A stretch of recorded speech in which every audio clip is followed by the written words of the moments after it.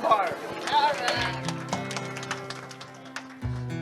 Jessica, OB girl. I always said when I was younger, God, I want to be just like my parents. There's my son, Jordan. How old are you, Jordan? I want to be married young and have kids and well off, just totally in love with my partner, just like them.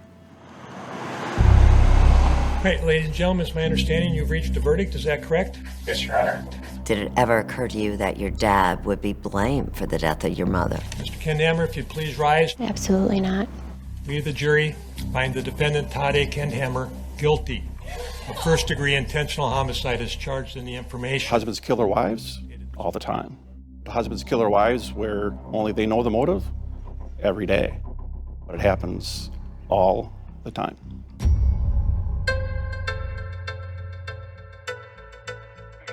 What is the address of the emergency? I have an emergency. Todd Kendhammer called 911 at 8:06 a.m. on a Friday morning. There was a car accident? Yes, a pipe or something came through a windshield. He reported that there was an accident where a truck lost a pipe and it hit his wife and he needed help. She's got blood coming out of her nose and mouth. He tried to do CPR while she bled all over. You're doing great. I think he was just frantic.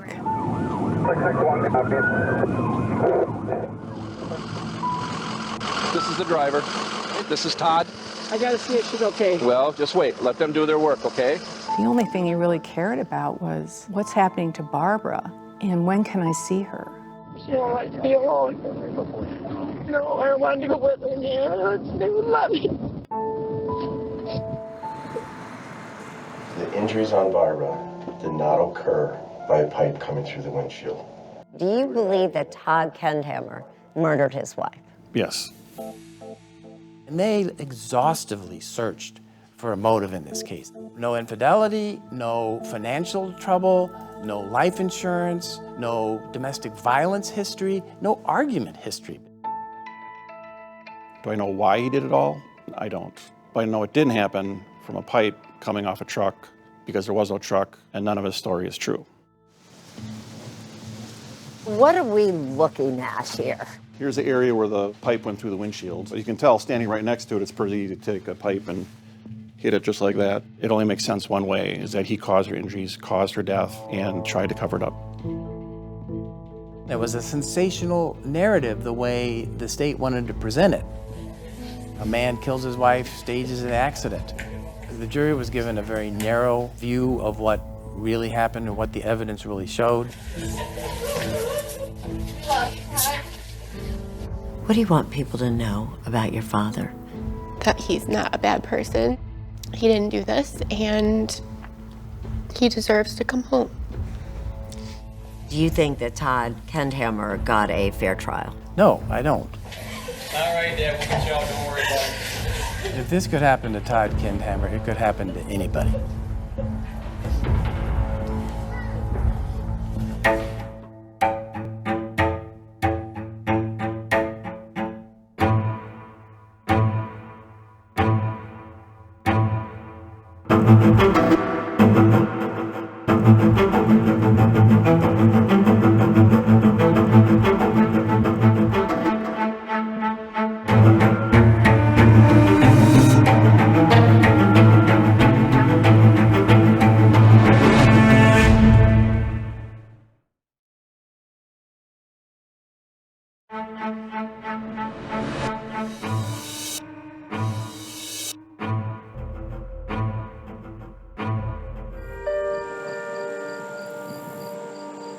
Every year, where the Mississippi widens out on its steady journey south, alongside the river town of La Crosse, Wisconsin, bald eagles gather. Lofty symbols of freedom, they soar close to the remote country road where 46-year-old Barbara Kendhammer was fatally injured. The circumstances, so unusual, made headlines and sent her husband Todd to prison for life. I just became fascinated by the story that I saw unfolding here. I'm looking for the actual exhibit here. Now, Todd Kendhammer's appeals team says his murder conviction is the true injustice that occurred in this controversial case. Do you believe that Todd Candhammer had anything to do with the death of his wife? No. This was an accident. You don't believe there was a murder at all? Not at all. This is not a murder case. It was because of this man right here, right? Lawyer Jerry Buting is best known for defending Stephen Avery on Netflix Making a Murderer. And now, along with attorney Kathleen Stilling, who also happens to be his wife, they've taken on Todd's case, which they say should be measured by his marriage to Barbara. Their relationship was really special. And that was one of the things that really drew me to this case. The idea that out of the blue he would snap and kill his wife and then stage the accident, it just seems so implausible to me. They insist this isn't a murder mystery. It's an old-fashioned love story that ended in a tragic accident. I want to talk to you about Barb. During his trial, Todd told the court that he fell for Barbara at first sight. Just one of these things where you know immediately that's the girl you want. Both were just 16. Friends at first, they began dating in 1989. And in August 1991, they sealed the deal. Good night. Good night. Soon Jessica and then Jordan came along. Hi. Witnesses, they say, to a romance. How would you describe your dad? Well, Mom always called him a wild hare. He's always on the go. Always has some new crazy idea. And she just was all about going with him for anything. To the kids, it was clear. Todd adored Barbara. He's just always doting on her with stuff. Did your parents argue more than any other couple? Definitely not. I would say no. Basically, whatever my mom wanted, my dad gave it to her. Barbara worked in the cafeteria at the West Salem Middle School. Todd at a factory, making aluminum soda cans. On the side, he flipped houses with Barb. That was the biggest out on a whim thing. He's like, let's buy a house and flip it. And we're just like, okay. For extra income, Todd also worked with glass, replacing people's smashed and broken windshields. They paid their bills and lived comfortably. They were just in a really good time in their lives because they had their first grandchild and they were well off. In 2016, Jessica and Jordan threw their parents a surprise 25th anniversary party. Everything was perfect. It was good. Until it wasn't. Yeah. It was a month later, September 16, 2016. The Candhammer family was preparing for their annual camping trip. The plan was to leave later that day, after Barb finished work. I woke up in the morning, Mom and Dad were still home. I heard Mom in the kitchen. It was early that morning. Jordan, home from college, says he heard the garage door open and his parents' car leave. No arguing, nothing unusual, he says. Just his dad likely driving his mom to work at school. If he had off, he'd take her to work and he'd go about doing his errand things, and then when he got done, he'd pick her up. A little after 7:45, the couple stopped at the home of a neighbor. They were looking after her house while she was away and stayed just a few minutes. And then, surprisingly, instead of heading to Barb's school, Todd headed north, away from it. Why he did would become a critical question. 911, what is the address of the emergency? At 8:05 a.m., a distraught Todd made that call to 911. He said there had been a horrible accident, and Barbara was badly hurt. She's hit in the head and in the throat, I think, in the throat or something. At the scene, Todd began to tell his version of what happened. There was a pipe in the ground. No, come out of that tree, off a truck. Off a truck? A truck or a trailer or something. Barb was rushed to the hospital. Is she okay? I can't tell you that. I don't know.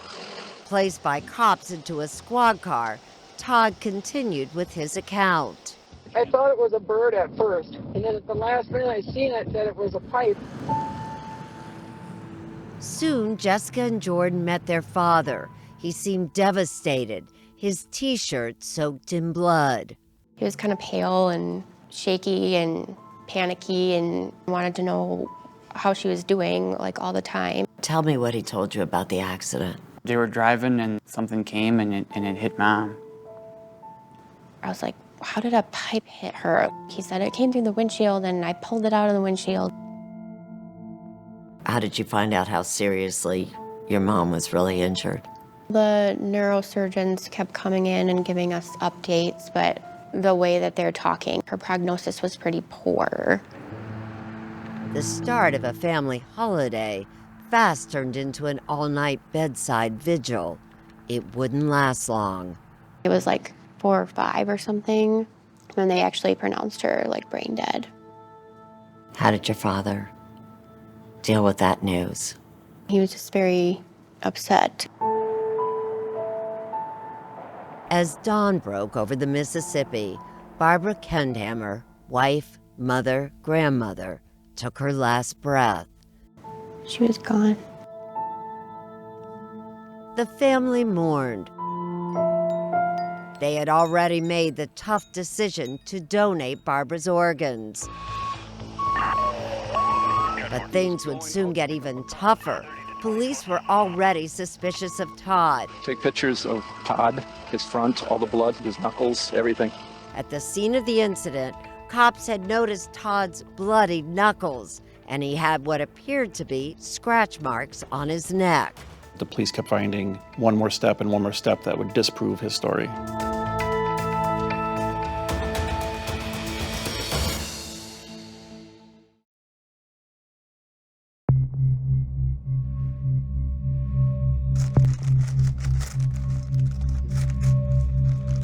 So how big is this pipe, Tim? 53 inches long, and it weighs about 10 pounds. This thing is heavy. This is the pipe that Todd Kendhammer says flew off a truck, smashed into the windshield of the car he was driving, and caused his wife Barbara's death. A story that prosecutor Tim Grinke says is simply preposterous. Our theory is that he used that himself to put the hole in the windshield. It didn't fly off of a truck going by. Todd said he was traveling north on Highway M. Grinke says the police became suspicious of Todd when pieces of his story just didn't seem to add up. Turned right onto Bergen Coulee Road. Starting with that mysterious truck. This is the description Todd Kendhammer gave police. It was an older, like a bigger flatbed-looking truck, like a pickup truck with a flatbed on it. What color was the cab? I don't even remember. It was darker. That's all I know, dark green or dark blue. So he's going this way, and he claims that a truck carrying a pipe was going this way. Correct. Were you ever able to find a truck? No. Police spent some time looking for the truck and putting out word to the community to ask if anybody saw a truck that day. Surveillance video from a horse ranch down the road does show what appears to be the Kendhammer car pass by at approximately 7:57 a.m. on the day of the incident. But at around the same time, no truck that matched the description Todd gave police was ever seen heading in the opposite direction. And then, 4 days after the incident, medical examiner Dr. Kathleen McCubbin conducted an autopsy on Barbara. She didn't understand when she first heard a pipe had done it. She had called law enforcement to look at the pipe because she didn't understand how that could be. Barbara had 3 lacerations on the back of her head. She said that the injuries to Barb were very inconsistent with a pipe of that size and that weight coming through a windshield. She concluded that Barb died of blunt trauma injuries of the head and neck with skull fractures, cricoid cartilage fractures, and ultimate brain death. The cricoid is the ring-shaped bony cartilage structure that's located in the lower neck. What do you believe caused the broken cricoid cartilage? It's consistent with strangulation. The medical examiner also noted that there were countless other injuries on Barbara that suggested there could have been an earlier struggle. She had scratches on her neck, a broken nose, a laceration on her forehead, and bruising all over her body. She had some injuries to her fingers. Do you need any medical attention? Todd also had injuries to his hands. He said that came from striking the windshield when he saw something flying at him. And he had what appeared to be scratches on his neck and chest as well. He said he got that because he worked with glass. Turns out he doesn't work with glass. He puts in windshields, but he doesn't normally work with glass or broken glass. So those injuries seemed odd. It seemed consistent, like someone who was in a fight, a really bad fight. Police had also interviewed a construction worker who said he drove by the Kendhammer car around 8 a.m., but didn't see any damage to the windshield or any people around. He saw the car in the ditch and thought maybe somebody had just driven off the road or tried to make a turn and got stuck. So he didn't see anybody. He didn't see either Todd nor Barbara. Correct. Could they have been hidden in the high grass? Well, that's the only thought, is that he was maybe trying to hold her down and keep her from calling for help. There were other red flags. On the day of the incident, Barbara was scheduled to work at 8 a.m., but she never called to say she'd be late. She also did not make her daily call to her mom. It's a woman who's never been late for work, who always calls her mom.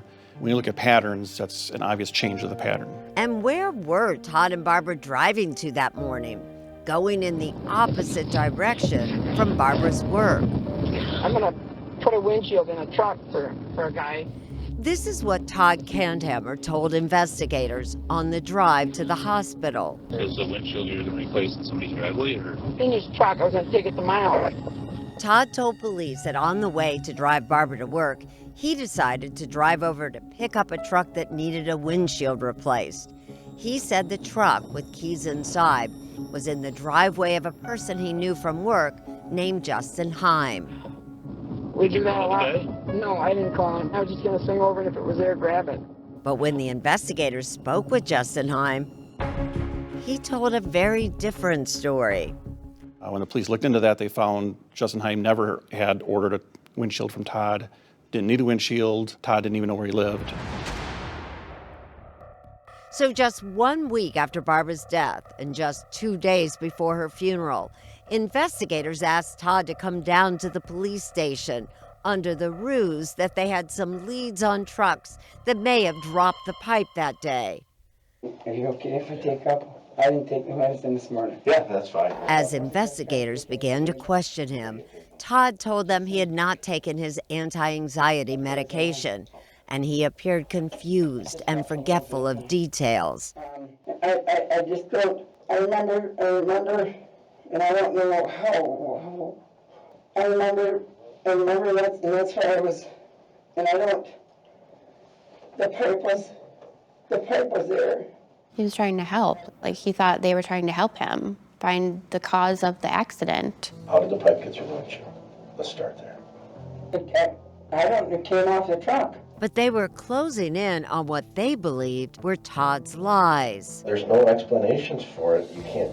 The injuries that were on Barb did not occur from that accident, from a pipe going through your windshield.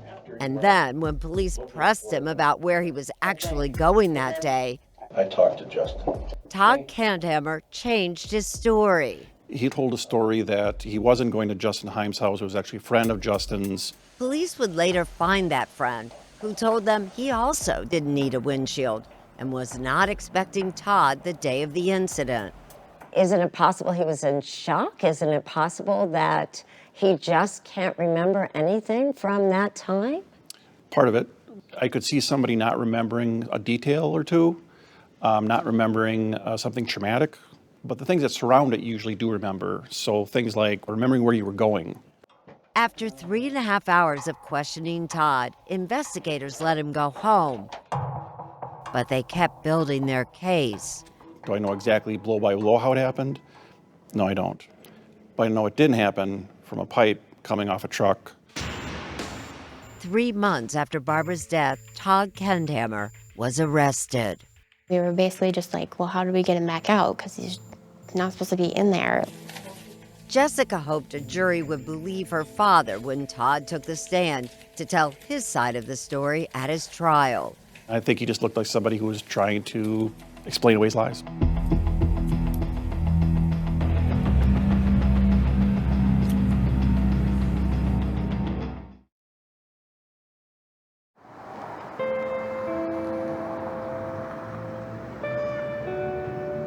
What started out looking like a tragic car accident would soon become much more complicated. In December of 2017, when Todd Kendhammer went on trial for his wife Barbara's murder, almost everyone who attended was there to support him. Yet his daughter Jessica feared the worst. Every day, I was in a constant state of anxiety and couldn't eat and couldn't sleep. The cause of Barbara Kendhammer's death was blunt impact injuries of her head and neck. The state's star witness was medical examiner Dr. Kathleen McCubbin. I do not believe that these injuries are consistent with the end of a pipe striking the back of the head. Todd's trial lawyer, Stephen Hurley, didn't call a forensic pathologist of his own to dispute the state's case, but tried to create reasonable doubt during cross-examination. If her head were moving at the time of the pipe coming through, the pipe had the potential, because it is some 5 feet long, to strike her head in more than one place. Is that correct? That may be possible, yes. Attorney Hurley asked McCubbin if Barbara's large water mug could have slammed into her face if she ducked to avoid the pipe and caused some of the injuries. Yes, it could be. It's a possibility. But when Hurley questioned Dr. McCubbin, he didn't focus on one of the critical injuries that Barbara suffered, the cricoid fracture, which the prosecution insisted could only have been caused by Todd. It could have happened in a multitude of ways, but I believe during the fight, her cricoid fracture happens. This is the view from the inside of the car. The windshield of the car was as hotly disputed as the medical evidence. The defense's expert, Mark Meshullam, with over 30 years of experience working with glass, believes the evidence supports Todd's story. By observing the crack branching, the fracture patterns on the windshield, he said, show 3 different events. The first one was a hand impact when Mr. Kendhammer's fist went into the glass. The second event was the puncture when the pipe broke through the windshield. And the third, harder to detect, was caused, he said, when Todd removed the pipe from the windshield. The lines that are highlighted in here But the state's forensic expert, Nick Stockey, said the impacts didn't occur in the order that Meshullam said they did. D.A. Grinke argues this is more evidence showing that Todd Kendhammer intentionally damaged the windshield, and it was not from a pipe falling off a truck. It couldn't have done what he said it did. The crime lab found that the windshield had 2 strikes on the outside, which is impossible. However the pipe comes, it's not going to hit and then back up and then hit again. If he wanted to kill Ma, why the hell would he go through all the work and trouble to find a pipe, drive all the way out to the middle of a busy road? He has like 28 guns in the basement. More than that. This one's from their cruise. Jessica and Jordan don't believe prosecutors ever answered critical questions about what happened. They never really said how he killed her or what he did to stage everything. If what they're saying is he staged it and killed her at the same time, the time frame doesn't fit up either. You don't have enough time to do all that stuff. Because that construction worker drove by at 8 a.m. that morning, Todd had just 5 minutes to stage the crime before he called 911 at 8:05. So in that short period of time, he had the presence of mind to go get the pipe out of the trunk, go around, break it twice, and call 911 and administer CPR. Yes, you can do a lot of damage in 2 or 3 minutes. So it's more time than people think. Mr. Hurley, you'll be calling your next witness? Yes, Proceed. Todd Kendhammer. With so much at stake, the defense decided to gamble by putting Todd Kendhammer himself on the stand. Did you ever strike Barbara Kendhammer? No. Todd tried to explain to the jurors why, during the police interrogation, he told investigators conflicting stories about where he was going that morning. When I watched that video, it's me in the picture, but it's not me talking. It's not right state of mind talking in that. I wasn't thinking of where I was going or what I was doing. I was thinking of Barb. Todd seemed to be doing well. Mr. Grinke, you may begin your cross-examination. Until he had trouble remembering details about that day. I don't recall if I said that or not. I don't remember that. I can't recall for sure. But his most damaging testimony may have been when he changed his story yet again. He told the jury about a third person he was supposedly going to see on the day of the incident, Jared Logan. And today you say that you were trying to find the house of Mr. Logan. Correct. That's another kind of odd statement to make, that that's why you're going that way and why you couldn't have told the police that the first time or the second time or in the year before the trial. And just like the others Todd said he was going to visit that morning, Logan said he had never arranged for Todd to replace a windshield. Did you change your story for trial because you knew the police had figured out your lies? No. We, the jury, find the defendant Todd A. Kendhammer guilty of first-degree intentional. The jury was out just 9 hours before they reached their verdict. 3 months later, Today is time set for sentencing in this matter. everyone was back in the courtroom. The conviction had an automatic life sentence, but it was up to the judge to decide if Todd Kendhammer would be eligible for parole. I am here today. I do not stand alone. Jessica and Jordan were stunned when Jerry Ann Buchner-Wettstein, their mom's cousin, spoke out against Todd and read a letter signed by several other cousins. I just remember thinking, like, wow. Barbara found the courage that day to fight back. Therefore, we stand here today united with that same courage, asking you to sentence her killer to the maximum penalty possible. Jessica says Jerry Ann had been estranged from their mother. She basically painted the scene that she just feels so bad about my mom and her big blue eyes, even though her eyes are green. My mom hates her. We reached out to Jerry Ann, and she denies Jessica's claims that she was estranged from Barbara. But her testimony wasn't the only surprise that day. Grinke had some harsh words for the Kendhammer family, who had to sell Todd and Barbara's home and Jessica's house to pay Todd's legal bills. Pardon my language, but to be perfectly frank, they need to get their head out of their ass. They need to start looking at this in reality. I don't think you should be able to talk that way in a courtroom. If you can think that to yourself, and that's fine, because I also think you're an ass, but I'm not going to say that out loud. At least word it different. Don't you think you might have added to their pain at that sentencing by saying that? I think I have to try to open their eyes in some way. I think they're giving him false hope, and I think he's dragging them down with him by using all their money to continue in his lies. The judge ruled Todd Kendhammer would be eligible for parole after 30 years. But Todd's case is far from over.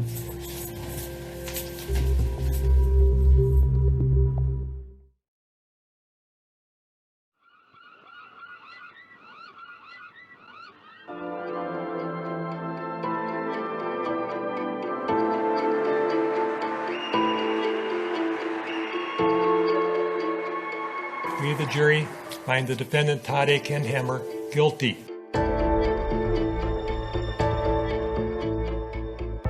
Todd Kendhammer's verdict was guilty, but Jessica and Jordan are determined to clear his name. Because he didn't do it.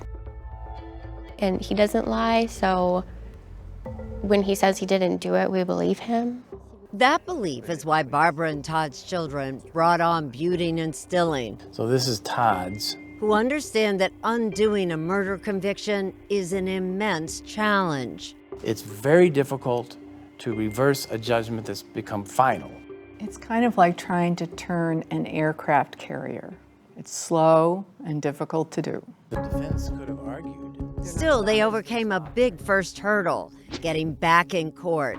Good morning, Judge. Morning. Attorneys Jerome Buting and Kathleen Stilling. Todd Kendhammer was granted an evidentiary hearing. It was a chance to argue that his original defense team had been ineffective and that there was critical new evidence. So we were grateful that the judge was taking the time to see what we had come up with. And 4 years after his conviction for the intentional homicide of his wife Barbara, inmate Kendhammer was back in front of Judge Todd Bierke. So present is Mr. Kendhammer in custody. It opened the courthouse doors a crack to the possibility of a new trial. Is this the most hopeful you have felt, that your dad may have a chance to walk out of prison? Yeah. The burden is now on the defense. Jerry Buting starts by calling a forensic pathologist, something Todd's first defense team had elected not to do. They chose to go a different route, and I think that was a serious mistake that really damaged Todd's ability to defend himself.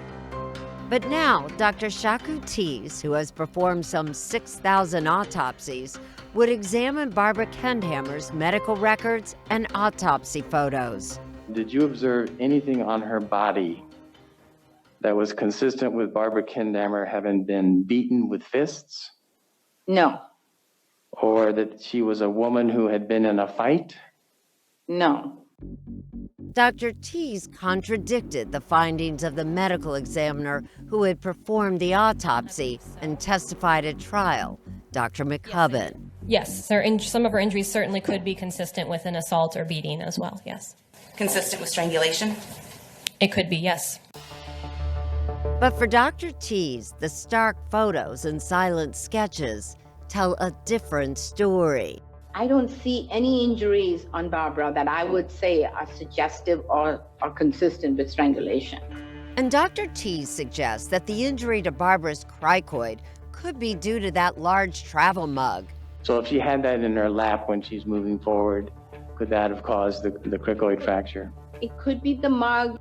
As for the injuries to the back of her head, if the pipe is coming in, how would she get severe injuries in the back of her head? Because she ducked, and the pipe came through like that and grazed the back of her head. Barbara Kendhammer died as a result of an automobile accident. And Tees believes some injuries seen in the autopsy came from the final act of Barbara Kendhammer's generosity, the harvesting of her donated organs. But D.A. Grinke doesn't buy the theories of Dr. Tees. I don't put a lot of faith in her testimony. But when it comes to Todd Kendhammer's guilt or innocence, Buting and Stilling say there is more than just physical evidence to consider. Something very traumatic and attention-grabbing had occurred, which would likely obliterate any short-term memory that Mr. Kendhammer would have had. The defense hired another expert, this time in human memory. Dr. Jeffrey Loftus testified that Todd Kendhammer's various stories could be a result of stress from a terrible accident. Would you say that this was a situation that was ripe for an inaccurate memory? Yes. Still, the most controversial aspect of this story is about that pipe that Todd claims crashed through his windshield and killed Barbara. As part of their initial investigation, local authorities had attempted to reconstruct Todd's story of the deadly incident on County Road M. They tested and taped, dropping a similar pipe off a truck to see if it could in fact bounce. The idea, to determine if a pipe might have bounced high enough to hit the windshield of Todd's oncoming car. But Kendhammer's lawyers thought the pipe test was inconclusive. They never shared the investigators' video with judge or jury, and neither did the state. I didn't think we needed it. The defense didn't want it. We just agreed not to use it. It was only at the new evidentiary hearing that the pipe test was finally presented in court. The first time the judge ever even heard of those experiments is in our motion. Buting and Stilling shared the pipe test video with 48 Hours. What you're showing me is that the state's own experts did an experiment that if in fact the pipe bounced like this, it could have done exactly what Todd said it did. That's right. Now that one hits on its end, and look how it bounces. And comes up really high. It comes up high. In your minds, those videos show it could have happened. That's the point, yes. which contradicts state investigators who from the beginning had suggested that a pipe slamming through Todd's windshield was next to impossible. What are the odds that that would happen to a guy that changes out windshields? I mean, what do you suppose those odds are? 1 in a trillion, if at all?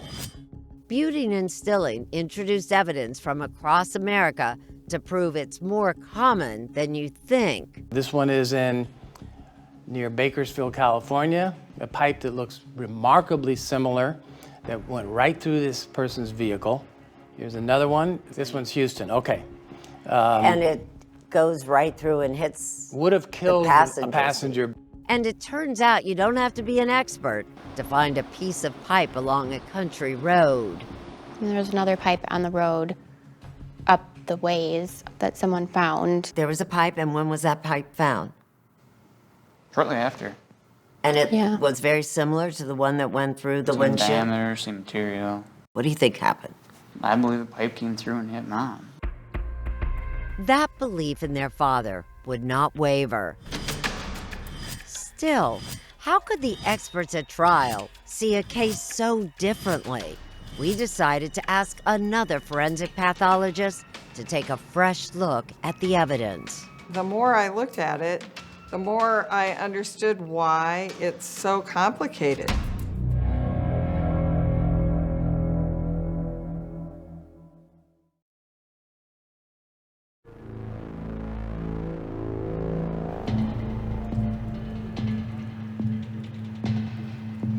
If it didn't happen the way Todd says it happened, then how did it happen? Dr. Lindsay Thomas is a forensic pathologist who has performed about 5,000 autopsies. This is the kind of case where it isn't that clear-cut. 48 Hours asked her to review the medical evidence in this case, including Dr. McCubbin's autopsy report. The original autopsy was very well done, and the conclusions that they reached were very reasonable. Still, Dr. Thomas says she wouldn't have reached some of the same conclusions. And that's what makes this case so challenging. The most troubling injury for her is that cricoid fracture on Barbara's neck. She agrees with Dr. Tees, the forensic pathologist who testified for the defense in the evidentiary hearing, and does not believe that Barbara was strangled. I've never seen a fractured cricoid in strangulation. I wouldn't say it absolutely can't happen, but certainly I haven't seen it, I haven't read about it, I haven't heard about it.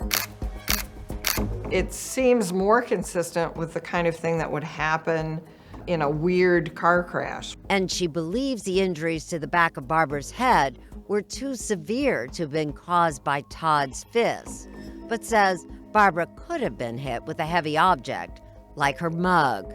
Yeah, it would have to be a pretty substantial coffee cup, but I understand there was a pretty substantial coffee cup in the car. Ultimately, Dr. Thomas can't say for sure how Barbara sustained her injuries.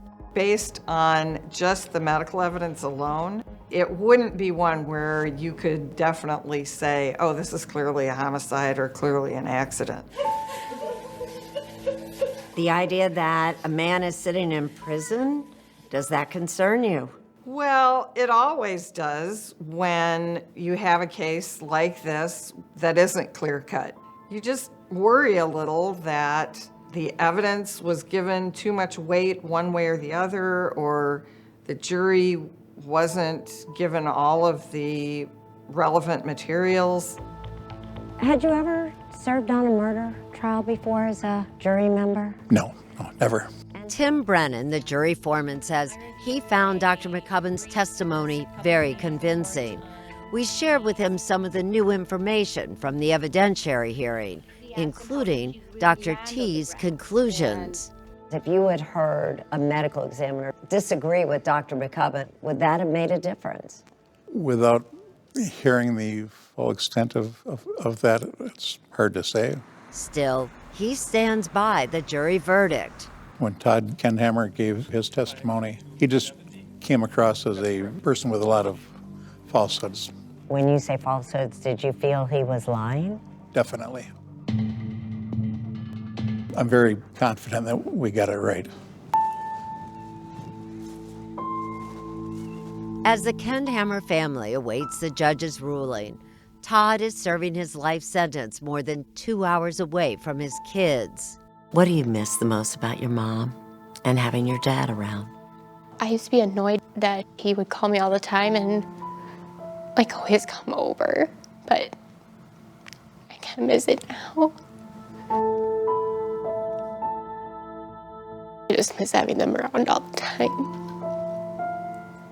And Jessica's daughter, Carlin, is growing up without her grandparents. Their dream was always to do stuff with their grandkids, so it's just really hard to not have him with her. Now Jessica and Jordan, and all those who believe in Todd Kendhammer, continue to wait, hoping he gets another shot at what they believe is justice. Do you think your dad will be coming home? Yes. We aren't going to stop until he can be home.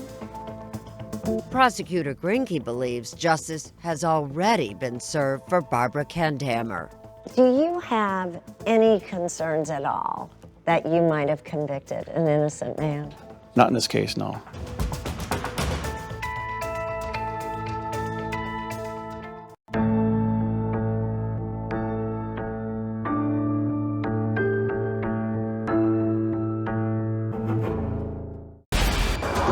"48 hours to miss it would be a crime." Were you at all prepared for what happened in this case?